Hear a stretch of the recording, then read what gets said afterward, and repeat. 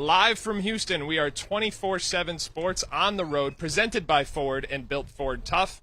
I'm Adam Finkelstein. We've got Eric Bossi, Travis Branham, and a long list of special guests today, beginning with the new Iona head coach, Tobin Anderson. Coach, thanks so much for joining us. Great to be here, guys. Appreciate you having me. So this has been a pretty magical month for you. Your run with FDU began with the play-in game, included a number of quotables. Did you get a chance to go fishing yet? That's what America really wants to know. I have not been fishing. I don't see fishing in my near future. I'm hoping by maybe like August possibly, but it's gonna be a while. And it was 48 hours after. Was it something like that where Iona automatically made you their guy? And yeah, we flew home, got home at 5 in the morning. Was on the Today Show at like 8 in the morning. Came home, put my bags down, and by noon I was the Iona head coach. Wow. So it happened very quickly. What has this run been like? Not just the magic of the tournament, but also, going through that closure with your guys. I know your assistant got that FDU job. So, I mean, what is all this? Have you had a chance to reflect on it yet? Yeah, it's hard because it was such an emotional few weeks. The wins and the success. You don't get to the tournament first of all is a great accomplishment.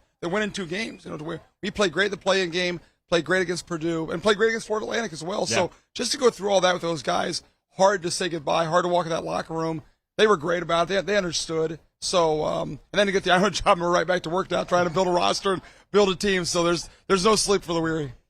Yeah. So, Coach, you get the new job, the Iona job. How much momentum does it give you going into that job with recruits and things like that? It's been terrific so far. There's not one recruit that I've talked to that does not know who I am or know who FDU is. So the combination of Iona's tradition, their success, all they've done, plus the right now the current us having a little bit of we're kind of a hot name, hot program. They love our style, how fast we play, how we press, and guys who know us, that's how we always play. But now the whole national scene knows it. So we're able to get more phone calls returned, more texts returned, a lot more notoriety.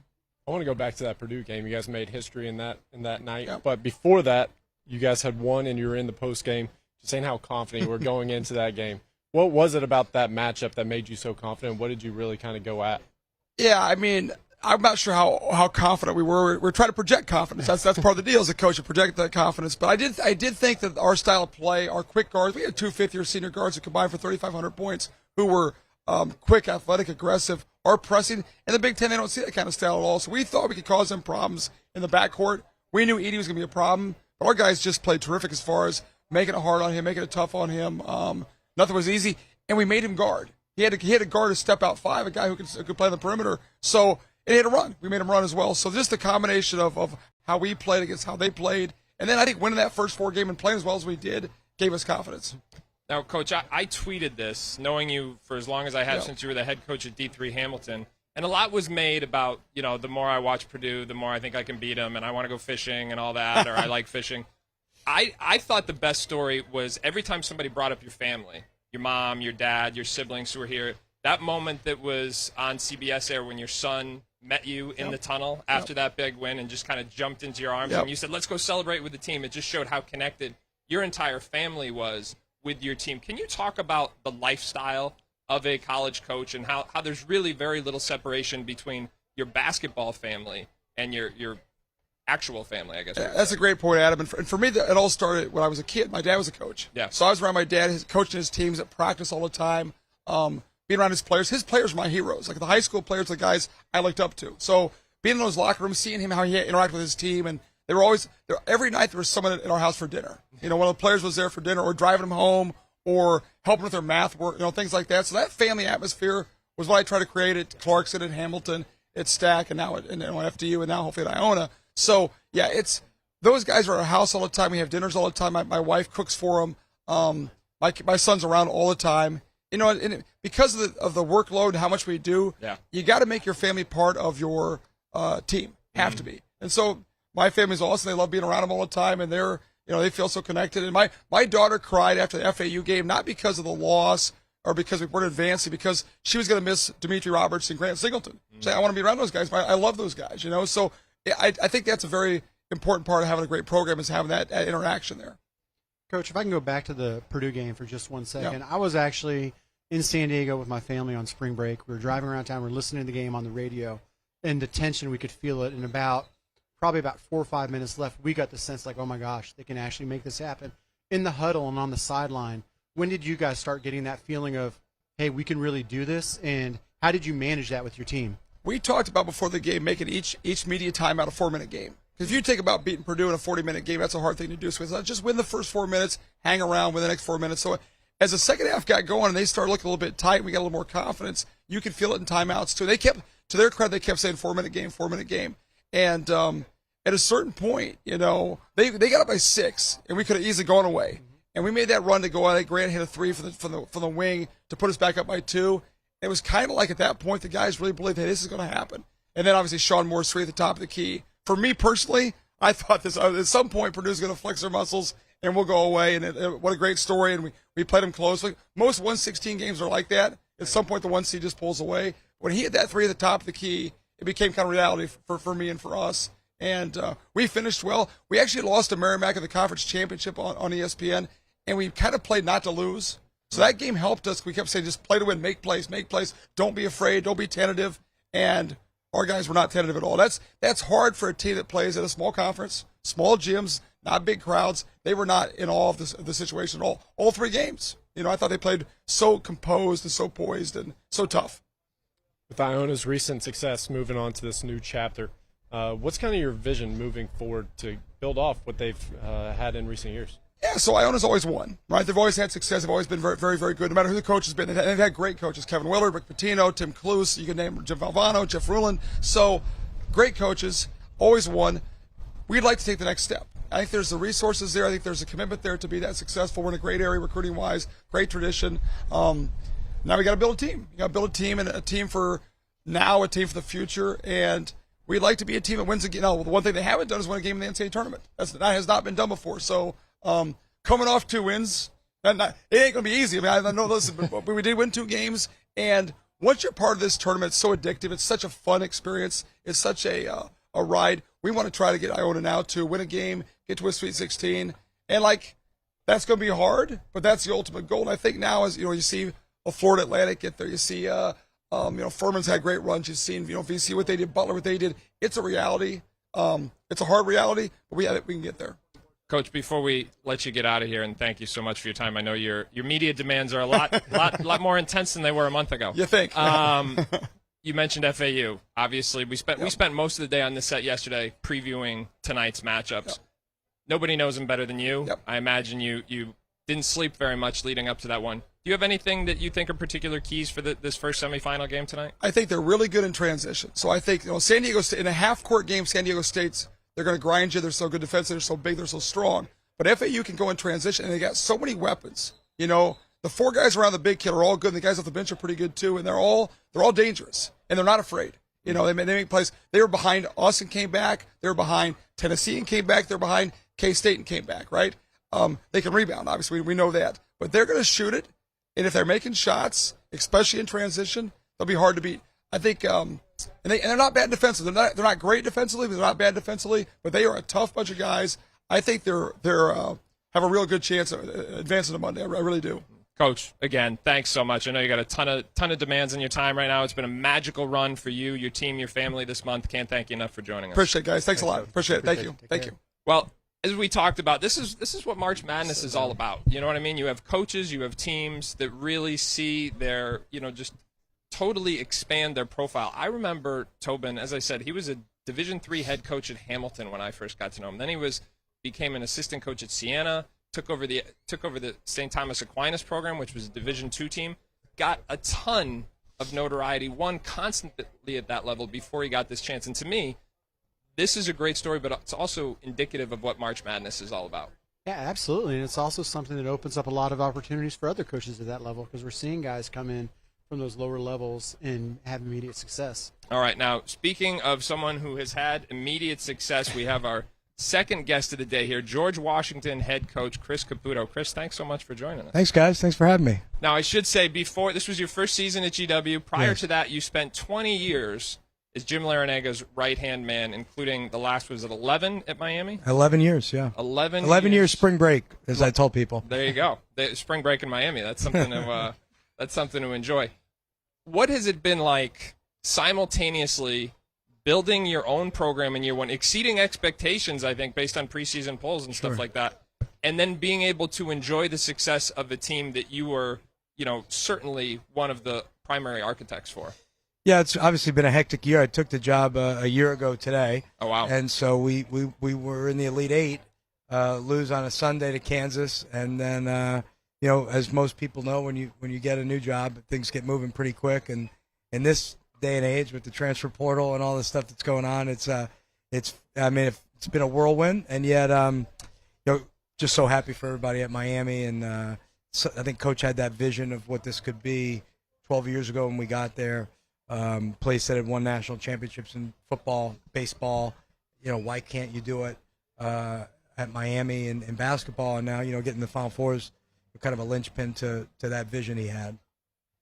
Coach, everyone has a mentor. Obviously, Coach L is a huge mentor for you. Sure. You learn a lot from him. I'm sure you implement a lot of that in your program. But what different spins have you taken in making your own program at GW, and what have you taken from Coach L? I'd say I've done a lot of the same things, but you try to do it in your own skin, your own. I think when you're trying to be somebody that I can't be him, So you don't dance that well. Yeah, I don't dance that well.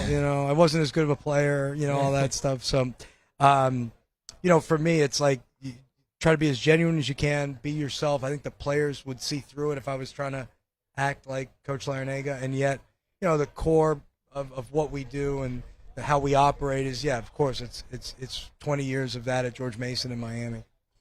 We are obviously a very recruiting-heavy group here. Of course. So when we talk about recruiting with you, especially at GW, the DMV's loaded. Yeah, but great. It's a battleground state. Yeah. Everyone's wanting to pull the players out. Yeah. But you're already having success in keeping those kids home. Yeah. How have you been able to do that? Well, I didn't have to introduce myself to anybody when I got there. I was 9 years at George Mason, so a lot of the, it's funny, a lot of the guys I coached are now coaching. A lot of guys I recruited are now coaching. Guys who were really good friends of mine have been the high school and AAU coaches in that area for 20 years. And, there's going to be enough players in that area for everybody. I mean, it really is incredible. The basketball culture in the DMV and up to Baltimore and Northern Virginia, it's special. It's unlike anywhere else in the country, especially in such a small geographic area. And so, we're going to be a factor there, as others are. And it was probably a little bit easier before you guys got going all the social media stuff, to get, our team that went to the Final Four at George Mason, 5 starters from the state of Maryland. A couple of them are here actually going to be coming to the game to support Coach tonight. But, there was great depth. Georgetown went the next year with a number of guys from the DMV. Obviously, Maryland won the national championship and had been a contender during that time as well. So many good players from that area, and excited to be back. Now, as it relates to recruiting, can you talk to me a little bit about the roster construction philosophy at Miami? Because I know you were very hands-on with that. We were up here yesterday talking about Miami, how Miami built this roster, but nobody knows that better than you. Could you share a little bit of the background on that? Yeah, sure. When we got there, a couple of things. We inherited a couple of good transfers who had sat out. Trey McKinney-Jones from UMKC, who wound up playing in the NBA. Boss knows him, right? And Kansas City guy. And then Kenny Kaji, who had been a very, very highly regarded player, went to Florida, sat out. Both those guys were on our team in 2013 that won the ACC and went to the Sweet 16.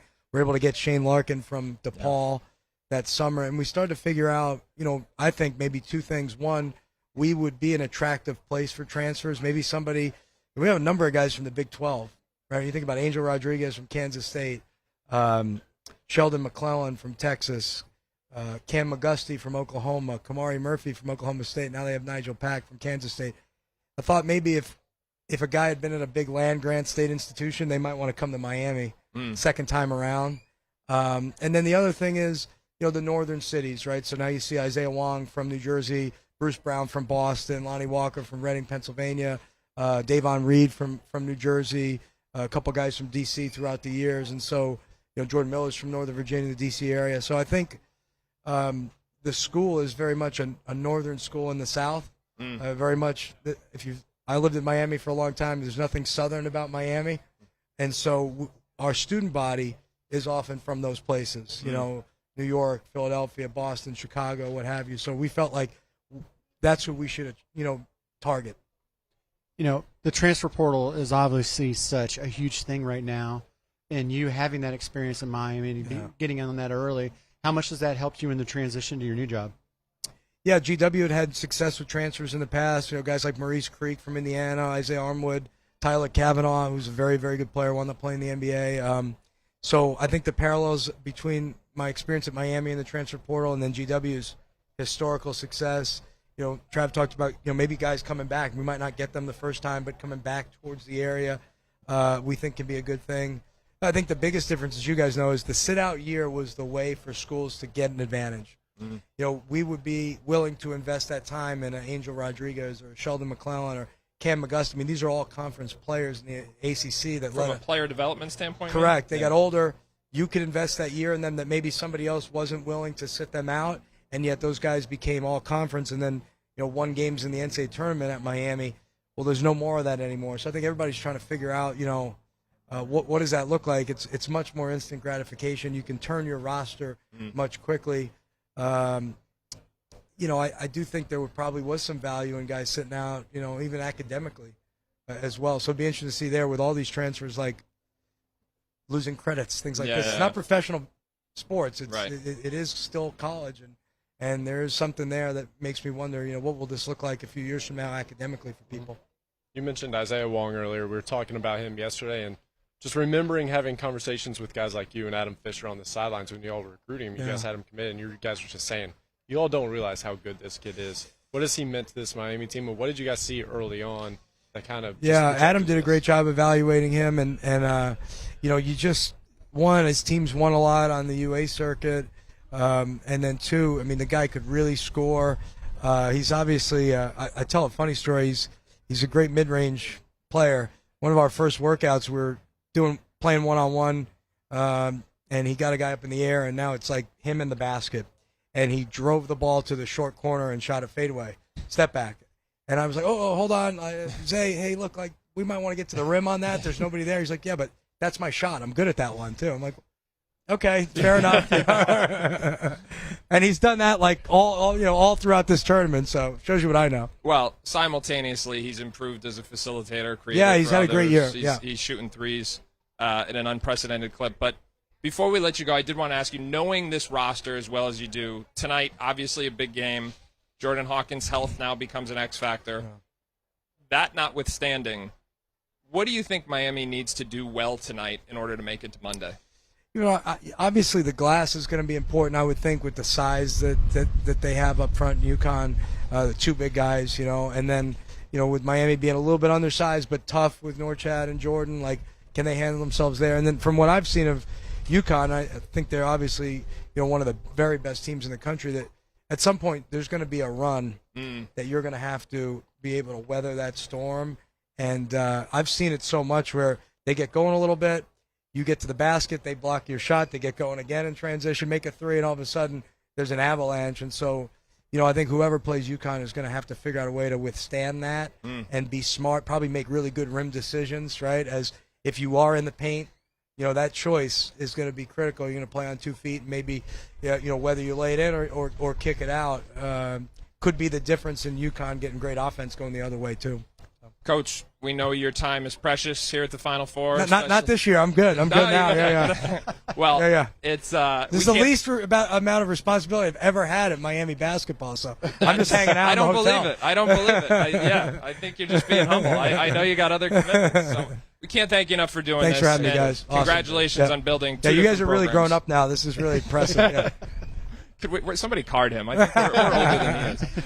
Thanks again. We really appreciate it. And you know what? It's a terrific point about just how important it is to get evaluating right. One of the other things that I thought was really interesting, the spurtability factor in tonight's game, both with UConn being able to go on a run and Miami being extremely capable of providing instant offense of their own. Any thoughts on that, hey, boss? Yeah, they can both go on a run, and I think Miami wants the game to be like that. They want to have some runs. They want to get out there and hoop and just play free-flowing basketball. They know they've got the freedom from Coach L to take the shots that they want, and I think if it gets moving up and down a little bit, they're going to prefer that to a grinded-out type of game for sure.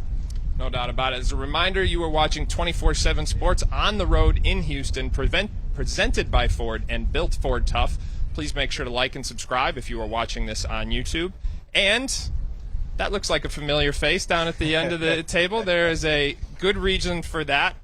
The former head of 247 Sports Basketball, and now, if I do say so myself, the hottest coaching agent in all of college basketball. Evan Daniels, thank you so much for joining us. Hey, thanks for having me, fellas. It's kind of weird being up here. Obviously, my relationships with you all go pretty far back, so it's pretty cool. You know what? I'm going to get up and give him this seat because he's just used to having being the host here. But, I mean, what has this – you and Travis go back so far, but this transition that you've made is unprecedented. We've seen people in our industry go on, they take other jobs in the media, they go to the NBA. We've never seen someone go to the agent side of it and have so much success so quickly. So, I mean, what has this been like for you? Well, one, it's been a lot of fun, and I've obviously go way back with Travis. We used to intern for me. We worked together. Bossy and I go back almost 20 years, and Adam, you and I spent a lot of time in gyms together. Yeah. So it was a really hard move at first. It was one of the more difficult decisions of my life. I think I probably talked to each of you about it before I did it. But it's been really gratifying. It's been a lot of fun.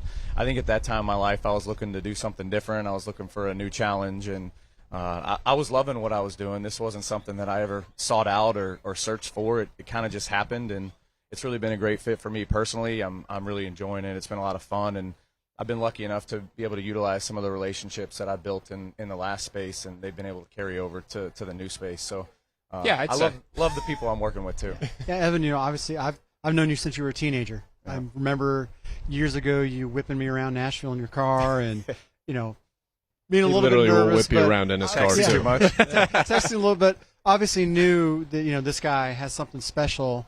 You were able to develop a lot of relationships in your role as a recruiting coordinator for 24/7. All the scouting services you ran. How crucial and vital was that in making the transition? Well, I think it was probably my biggest strength was just relationships with people, and I think the line of work you guys are in is very much a relationship business. It's very much an information business, and I think the new world that I'm in is exactly the same. And I've been lucky enough that a lot of guys have trusted me over the years, and they're now believing me in a different way. And I've had a lot of guys that where those relationships really carried over. So I think a lot of the qualities that make you all really good at what you do now, I think carry over to the agency side. It's about relationships. It's about information. It's about getting people to trust you. So I think those things have kind of made the transition a little more smoother. I tell you, a year in, I don't know that I would have been saying that, but 3 years in, it's been a lot of fun. I feel like I've seen a lot of stuff come to fruition because of that. We talk to people all the time, friends back home, whatever. A lot of people don't really understand what we do on the road. You were in the gym for years. Do you miss any part of it? Yeah, I mean, I think you always miss certain aspects of it. I miss doing this. I mean, this was my favorite thing since I was 8 years old. I wanted to do sports television, so I was lucky enough to be able to fulfill that dream and do it in 24/7, do it digitally, and do sidelines at FS1 and stuff like that. Those were childhood dreams of mine. So I'm always going to miss that stuff. You get a high or a dopamine hit from breaking a big story. So I miss that type of stuff. But it was time for a new challenge and a new walk of life, and I'm enjoying every second of it. And you're always going to miss little things. I miss the people. Like us three spent a lot of time in gyms together, a lot of times in restaurants after gyms together, talking about players. And I think probably the other thing too is like seeing Anthony Edwards when he's a freshman in high school, or a Jason Tatum or Harry Giles when they're a freshman in high school, and then you see them go on to be NBA All-Stars. Those are like cool stories to tell when you're watching games with friends. So I always miss that type of stuff, but I made the right move, and I'm loving it.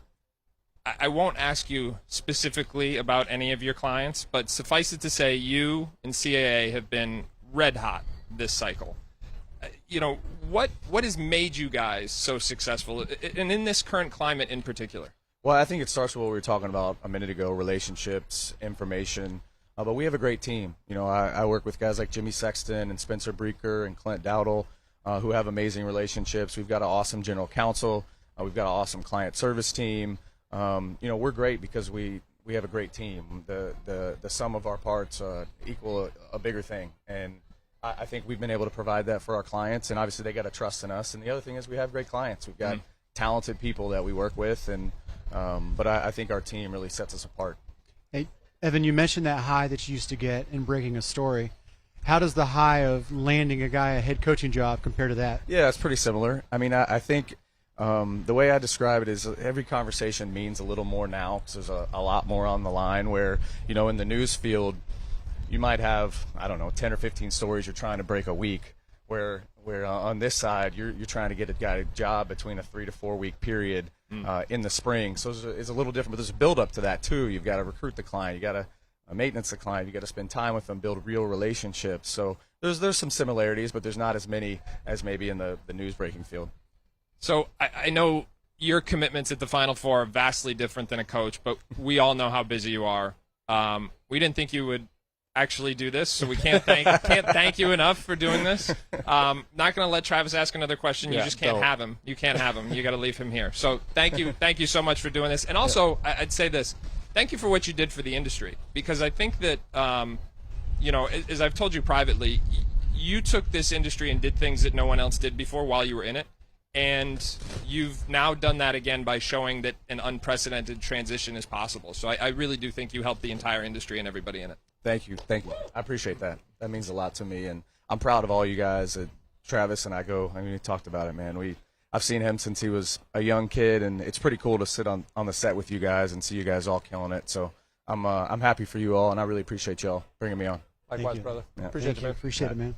All right, again, Evan Daniels, the former head of 247 Sports Basketball, now the super agent with CAA. As a reminder, you are watching 247 Sports on the road in Houston, presented by Ford and built Ford Tough. Now, we are just getting started with the guests. They are going to keep coming. Trav, what was that like for you? You were Evan's intern, and now you're sitting next to him on a national set here. That was definitely cool. Yeah. It's been a long road. I mean, he literally found me in a coffee shop nearly 10 years ago. Actually, it was 10 years ago. Wow. So see it all come full circle, and couldn't be more proud of him and kind of everything that he's accomplished so far. And boss, you watched him. You said it. You watched him when he was the intern. Evan was the intern when you met him, right? He was Dave Tellup's intern. Yeah, he was Dave Tellup's intern, and Dave sent me to help him out with an event in Nashville, Nike Memorial Day Classic. It must have been 2004, maybe.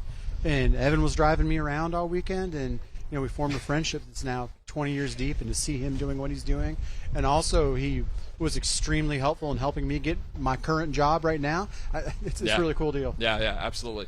All right, well, the guests are going to keep on coming. We've got Duke assistant coach Jay Lucas in his hometown of Houston. Thanks so much for joining us. Oh, thanks for having me. Yeah, what is this like to be back home? Well, this is amazing. I didn't even know this existed. So y'all showed me a part of Houston I didn't even know. Trav's got clubs. You want to hit a couple balls? I know, of course he does. Yeah. That's the thing. Every time you talk to him, he's on the golf course. No doubt about it. I know you guys aspired to be here. Everybody does. Getting to a Final Four takes a lot of different things, but one of those things is luck. Yep. And you guys got a little unlucky with health this season and again down the stretch. But tell us about the season at Duke, because it really, I think, in John Shire's first year, you guys collectively as a staff have to be happy with the sum of your work on this season. Yeah, it was good, because it's kind of like you're saying, you always deal with stuff you don't expect to happen. And we had a lot of injuries that started day one. First day of practice, Derek Whitehead breaks his foot. Right. So, it's something, a guy who is going to be a big part of the team and you expect to contribute a lot goes down, and Derek goes down. And then Tyrese Proctor has a little injury that keeps him out for a while. Jeremy Roach toe, so you just have things you don't expect. And then when we finally got everybody back, everybody in shape, and then, the freshmen, it always is a learning curve. And when they finally got on track, it's 10 games to go. We're able to go on a run. And then the one thing that hurt us all year, Mark Mitchell before the Tennessee game goes down, and it's something you can't prepare for with 3 minutes before tip, so it's just tough. Now, Jay, I've known you since the summer of 2005 now. I think that would have been between your sophomore and junior years. Yep. High school was the first time I got to meet you.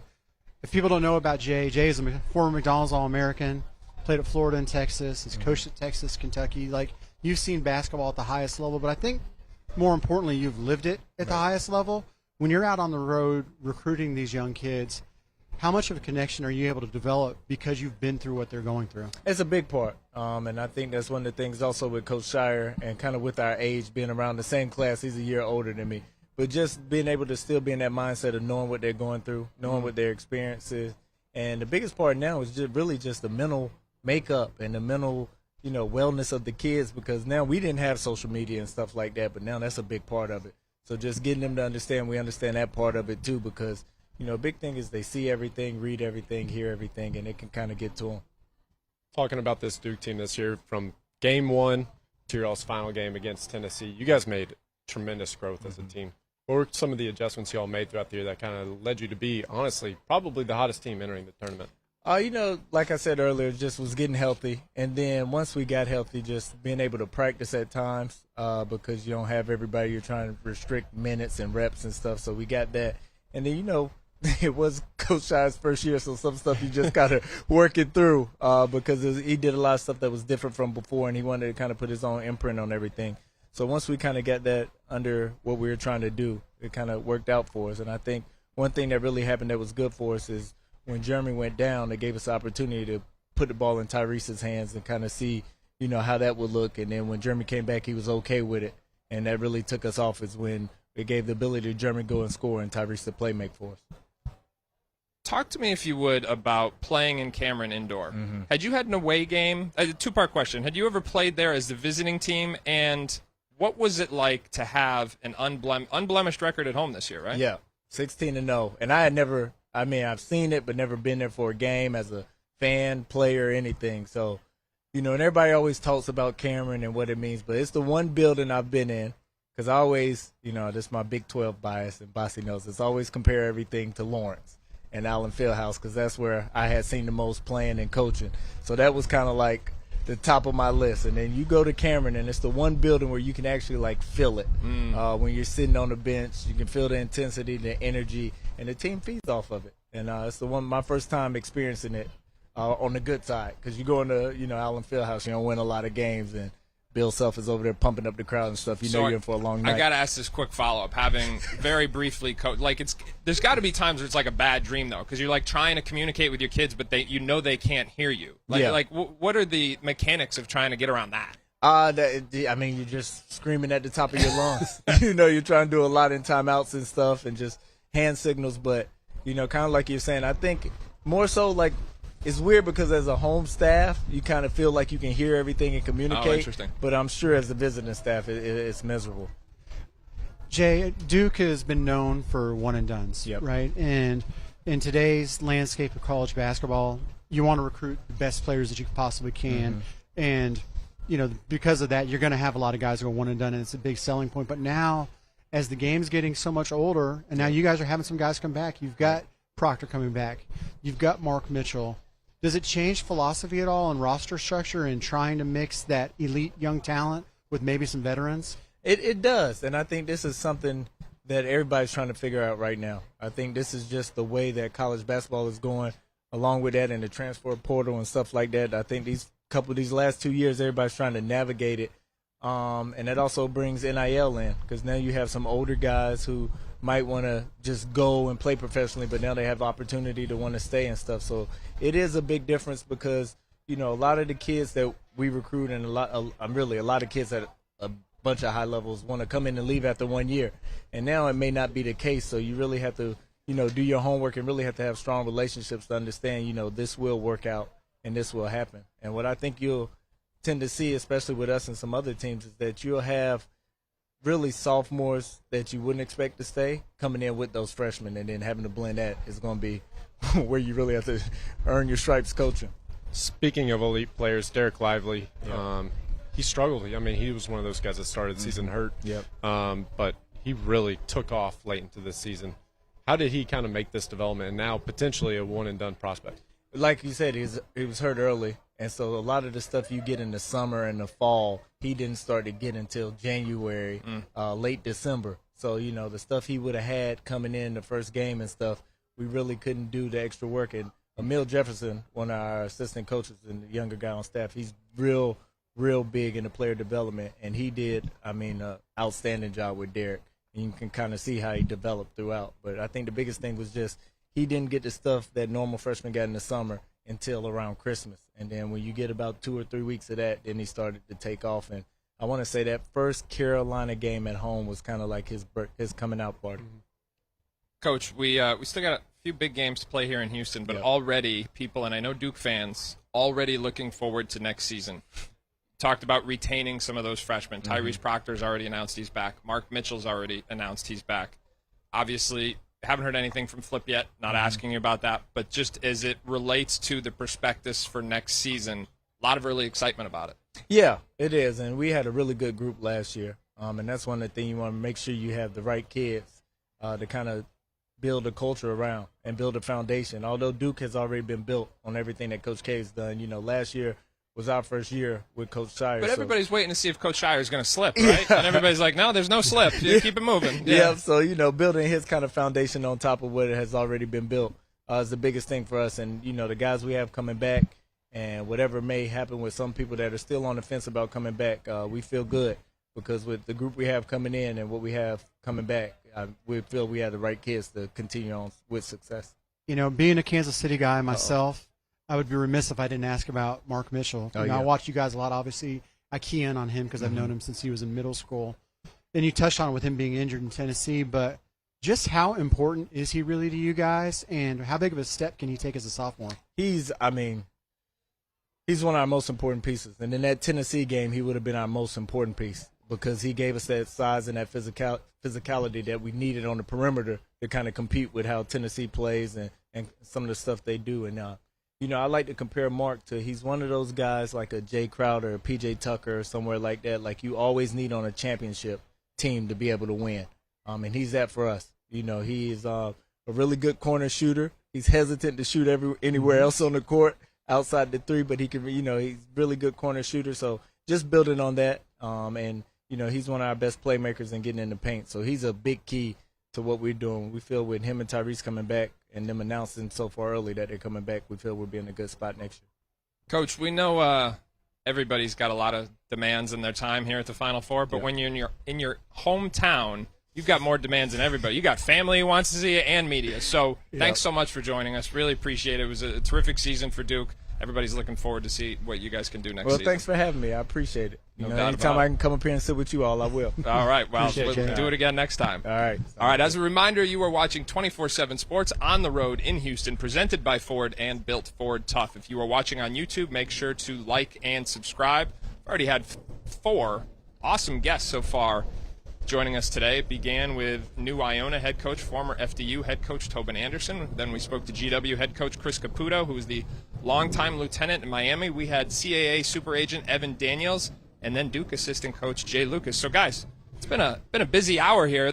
The thing we haven't talked about yet is tonight's games. Yeah, I was going to remind you here, there are some games that we might need to talk about. And not only are there games, but there's some late developing news here, and that's the health of Jordan Hawkins. Yesterday on Friday, Jordan Hawkins, who, for those who may not be quite as familiar as we are, Jordan Hawkins is UConn's leading scorer, widely projected to be the top NBA draft pick in this Final Four, probably the elite shooter in all of college basketball. He did not go through practice yesterday. He stayed back at the hotel dealing with what is being reported as a non-COVID illness. And this is significant, to say the absolute least.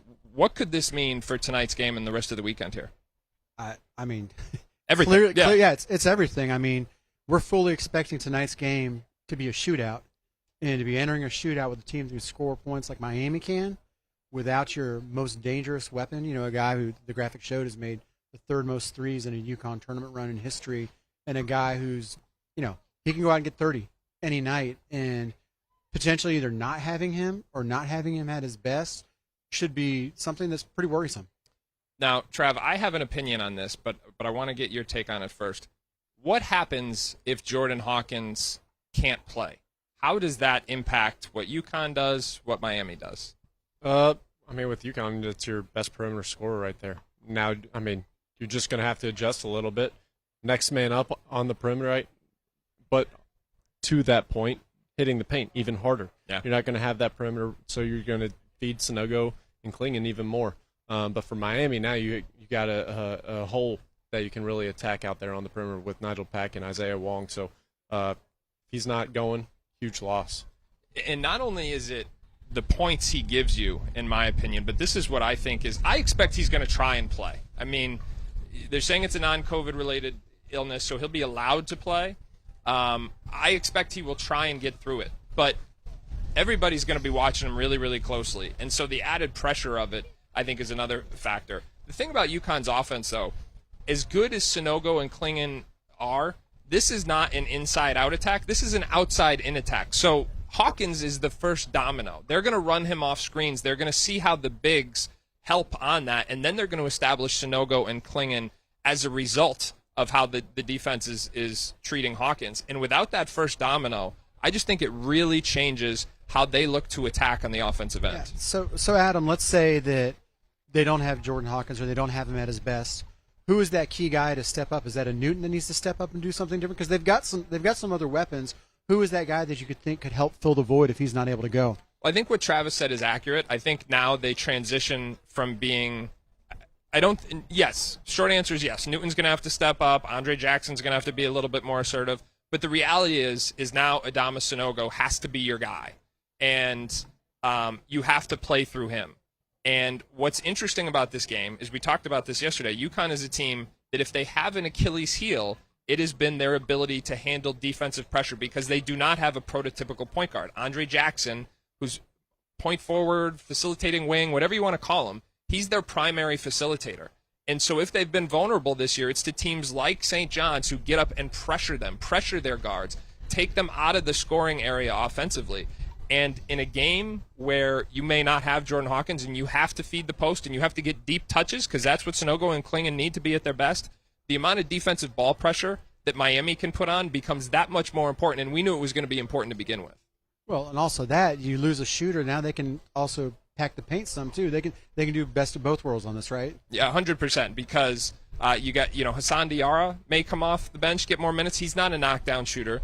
Joey California, which is what everybody in Connecticut calls him, he's a guy who can he get hot and provide you some extra floor spacing because it's going to have to be inside out, but you're still going to need that floor spacing you need two things to give those guys room to operate down there. You need to get post entries within the scoring area. You need to be deep enough, and then you need some spacing around it, meaning the shooting. We know Andre Jackson's not a shooter, so does Carabin knock down shots? Does Joey knock down shots?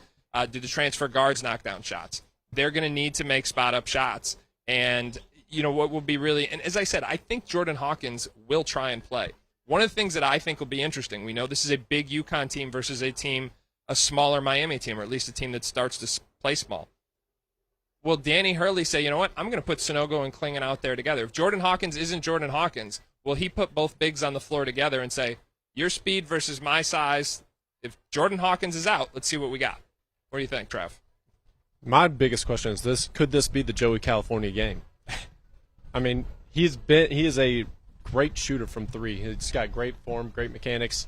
Like I was saying, next man up. Could he be that guy to come in and really just kind of set college basketball, social media on fire, and give them that floor space? All right, you are watching 247 Sports on the road in Houston, presented by Ford and Built Ford Tough. If you are watching on YouTube, please make sure to like and subscribe. Fellas, we're going to break this down. I'm going to make this really easy. I'm going to start with a sentence that goes like, this team wins if. And Trav, I'm going to start with you. And this is a one-game scenario, just talking about Saturday night. FAU wins tonight against San Diego State if. They have to make threes. San Diego State's one of the best at defending the perimeter, so it's going to start there. And then not only that, you have to limit your turnovers against this team. Scoring against San Diego State is extremely difficult. So if you start turning the basketball over, that turns into points in transition. You're going to be in big trouble, and you're going to be playing from behind all night. Then you have to own the glass. You're going to have Vladislav Golden staying out of foul trouble and having a presence on the boards on both ends. Because, again, San Diego State is a premier defensive team. They're great at defending the three-point line, so you're going to have an offensive rebounding presence all game long, because this could be a complete brick fight or rock fight. Brick, rock, whatever. But it could be a complete rock fight, and so you're just going to have to fight it out on the glass and just get some scrap cleanup buckets around the rim. All right. Conversely, Bossy, what does San Diego State have to do? They win if. I think San Diego State wins if they do what has gotten them here. Play tough defense, crash the glass, and make everyone else uncomfortable. I think they're so experienced and they're so deep. They've got an incredible grasp of who they are and what makes them a team. So as long as they stay in character and do those things, continue to be the second best defense in the country when defending the three-point line, make those where they kill people, the second shot is the best shot for them. They pound the offensive glass. It's almost their best shot is just get it up and then see what happens. They do that, and then I think, we talked about them a lot yesterday. not playing well lately. Matt Bradley, if he can step up and give them a little bit of extra scoring punch like he's done for the majority of the year, then I think they're in really good shape. Oh, if San Diego State scores the ball, I think they win because they've been winning with defense, throughout. So if they get on an offensive spurt, I think that's going to be almost a deal breaker. All right, Trav, you and I for the second semifinal. I'm going to take UConn. You can have Miami. UConn wins very simply, if they sustain what they've shown in the first 2 weeks of the tournament. Because here's the thing, and we said it yesterday, this is a UConn team that if they're healthy and they're right, meaning like they're playing with confidence and rhythm, because this is a team that lost 6 of 8 at one point this season. When they're right, they've been, in my opinion, the best team in the country, and the analytics live up to that. Number 1 on KenPom right now, top 5 in both effective field goal percentage defense and effective field goal percentage offense. So they are, when they're right, as good as it gets. We don't know if they're going to be right. We don't know if Jordan Hawkins is going to play. We don't know if this is a team that is going to play, even if he does play, we don't know if this is a team that is going to play with total confidence and rhythm, because when they have struggled, it has been, the stress, if you will, has been very tangible. You could see it coming through the screen. So if they are right, if they are confident, if they are healthy, if they are playing with rhythm, I think they win tonight's game. Conversely, Miami wins if. I think Miami had to have a lot more go right in their favor to win against UConn than vice versa. And unfortunately, it seems to be playing out that way with just one of those cards, with Jordan Hawkins being sick. You never want to see a kid either hurt or sick going into a game like this. You want to go at everybody fully healthy. But that does play into the hands of Miami. But not only to that point, perimeter play. Isaiah Wong and Nigel Pack, they got to get established in this game, and then you're going to have to pressure the ball on defense. You're going to want to get into Jordan Hawkins while he's not feeling well. You want to get into Tristan Newton, who is not a traditional point guard. You want to force them into making tough decisions out there, make them uncomfortable as well. Then Norchad Omier, you have to keep him out of foul trouble. This is too much size. 100%. You have to have a rebounding presence in this game. If he gets in foul trouble, you have no option but to try to run him out of the gym. Klingen's, we've talked about this. It was one of our concerns with him coming out of high school as a high school prospect. Again, to his credit, gotten in tremendous shape, and he's much more mobile now. But you're going to want to run him out. Yeah. You're going to want to just put him through as much rim-to-rim sprints as you possibly can. Try to make them go small and really play your game. No, couldn't agree with that more. All right, now as we all know, March and the final weekend in particular is a time when stars are born. We've seen that year in and year out. We can talk about the keys all we want, but sometimes it's just going to come down to big players making big plays. So I want to talk about some of the key matchups tonight. First semifinal, San Diego State against FAU. Basi, what do you think is the head-to-head matchup to watch in this game? I think it's Nathan Mensah and Vlad Golden. Golden is really the one big guy that the FAU has. He can score. He's got experience playing a higher level with his year at Texas Tech. I think as he goes, if he can get some deep paint touches and make San Diego State have to collapse and help on him a little bit, it's really going to open up the floor. And the key for me is they need to be able to find a way to generate some easy, quick buckets. So if they can get down the floor and get him established quick and maybe get him for a quick little turnaround or a kick out for an open shooter, I think that helps a lot. Now, that's easier said than done, because in Nathan Mensah, we're talking about a truly, truly elite defensive player. He switches all over the floor, and even if he gets switched away from him, the other guys are going to come in there, whether it be from a Lamont Butler to Micah Parrish, whoever. They're going to dig in and really make that guy work. But I think this game ultimately gets won in the paint. And Mensah, 6'10", 7'4" wingspan, bouncy vertical athlete, quick laterally relative to his size, so certainly a game-changing defender. All right, Trav, your turn. I'm going to give you the second semifinal, the individual matchup to watch. Individual matchup to watch, and this one will be Isaiah Wong and Jordan Hawkins. Hopefully. Yeah. We don't know who Jordan's going to be matched up with, so this could quickly change from Isaiah Wong versus Jordan Hawkins to, if they're playing him off on Nigel Pack, now it becomes a Nigel Pack versus Jordan Hawkins matchup. If I'm Miami, I'm going to try to attack him, see just how strong he is, see how he's feeling, and if he's not at his best, I'm just going to be going at him all night. You got to exploit the weaknesses. But going into the night before Jordan Hawkins sick, I'm looking at Isaiah Wong in this matchup. And then you got to get Jordan Hawkins, see if he can start making some shots on the perimeter, see if he can get some easy shots early, flying off some screens just like he does every other game. No doubt about it. All right, let's get it on the record here. Our picks for tonight. Ebos is the senior statesman of the group. I will start with you. Opening semifinal. Who are you picking? I'm gonna take San Diego State in this one. I just think that their size and their ability to crash the glass and score some offensive rebounds is going to be the difference for them. Trav, who you got? Taking FAU. Keeping it rolling with Dusty May and the Owls. They already had their big battle with Tennessee earlier. And I think that's going to set them up to handle this physicality and this experience of this San Diego State team. So I'm going to take the underdog. Yeah, I honestly, I think this one could be a pick'em. I'm no line setter, but I think it's going to be a heck of a game. I do think FAU's got a chance. I mean, I know the narrative is like they shouldn't even be here, they can't advance, but I do think they have a chance. I'm going to go with San Diego State only because I think that we actually haven't even seen their best basketball yet. We've seen them dominate on the defensive end of the floor. We haven't seen things click offensively, and if they can bring it to another level on that end of the floor, this could be the end of Cinderella's run.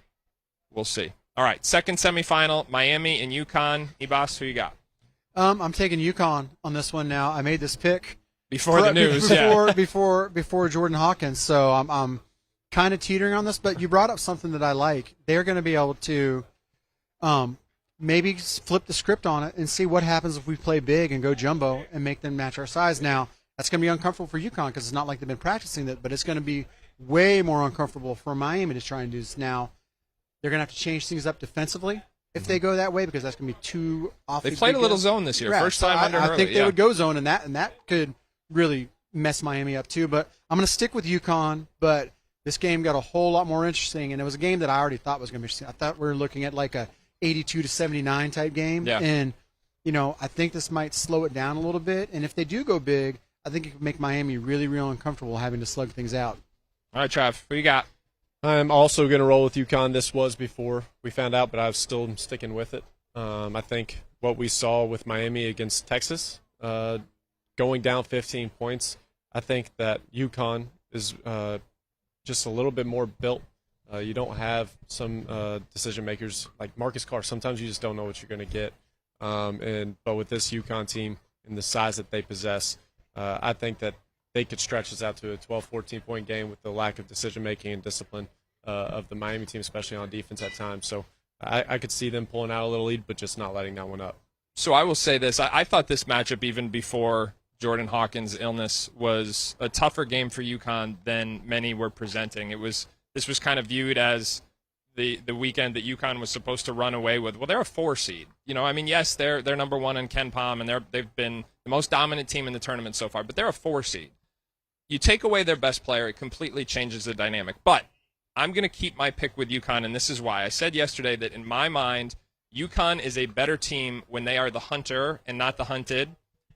I'm going to flip the script here and say that this little bit of adversity is just what Danny Hurley needs to keep his team tight, to make sure they maintain their edge, because that's when they've had problems this year, when they've lost their edge. Well, right now, he's able to go in that locker room and preach us against the world again, and that's when this UConn team has been at their best. So I am also going to pick the Huskies. We will find out in a matter of hours. You're watching 247 Sports on the road in Houston, presented by Ford, built Ford tough. Please make sure to like and subscribe on the YouTube channel, and join us again tomorrow, 4 o'clock. We will not only look back at tonight's semifinals, but also look forward to Monday's finals. So until then, tomorrow, 4 o'clock Eastern Time, we'll see you soon.